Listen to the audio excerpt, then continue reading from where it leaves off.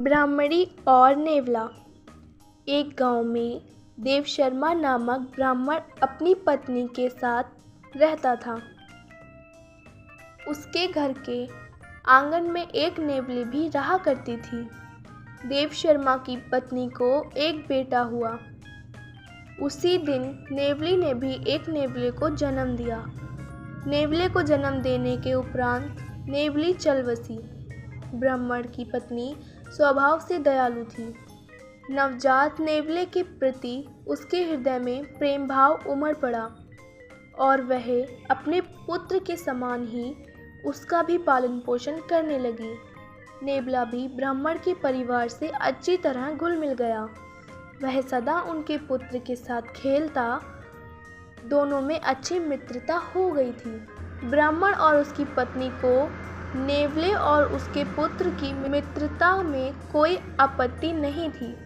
दोनों का प्रेम देख वे प्रसन्न थे, किंतु ब्राह्मणी का हृदय यदाकदा चिंतित हो उठता था और वह सोच बैठती कि पशु बुद्धि के कारण कभी नेवले ने उसके पुत्र का कुछ अनिष्ट कर दिया तो यह शंका धीरे धीरे उसके मन में घर करती गई।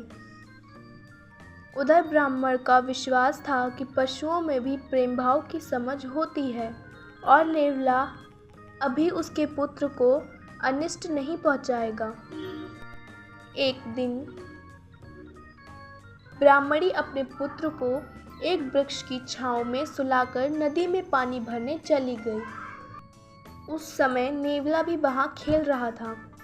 जाने के पूर्व वह ब्राह्मण से पुत्र का ध्यान रखने को कह गई। उसे भय था कि कहीं नेवला उसे काट न ले। ब्राह्मणी के जाने के बाद ब्राह्मण ने सोचा कि नेवला और उसके पुत्र में गहरी मित्रता है, वह उसे क्यों काटेगा, और वह भिक्षाटन करने गांव प्रस्थान कर गया। ब्राह्मण वहां से गया ही था कि वृक्ष के नीचे बने बिल से एक काला नाग निकल आया और ब्राह्मण के पुत्र की ओर बढ़ने लगा। पास ही खेल रहे नेवले की दृष्टि जब काले नाग पर पड़ी तो वह उस पर टूट पड़ा और मार डाला। काले नाग को मारने के उपरांत वह घर से बाहर निकला तो पानी भरकर वापस आती ब्राह्मणी की दृष्टि उस पर पड़ी। नेवले के मुंह में खून लगा हुआ था, जिसे देख ब्राह्मणी घबरा गई। उसने सोचा कि नेवला उसके पुत्र का वध करके आ रहा है। क्रोधवश अपने सिर पर उठाए घड़े को अपने नेवले पर पटक दिया और नेवले के प्राण पखेरु उड़ गए। भागती हुई ब्राह्मणी जब अपने पुत्र के पास पहुंची तो उसे वृक्ष की छांव में शांति से सोते हुए पाया। पास ही काले नाग का शत विशत शरीर पड़ा हुआ था। उसे समझते देर न लगी कि उसके पुत्र की रक्षा के लिए नेवले ने काले नाग को मारा है। वह दुख और पछतावे में अपना सिर पीटने लगी। तभी ब्राह्मण भिक्षाटन वापस लौटा। ब्राह्मणी ने उसने नेवले के बारे में पूरी बात बताकर कोसने लगी।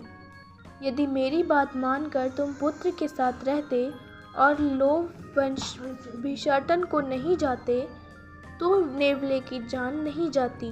नेवले के प्राण तुम्हारे लोभवश गए हैं। सीख, बिना विचारे जो करे सो पाछे पछताए।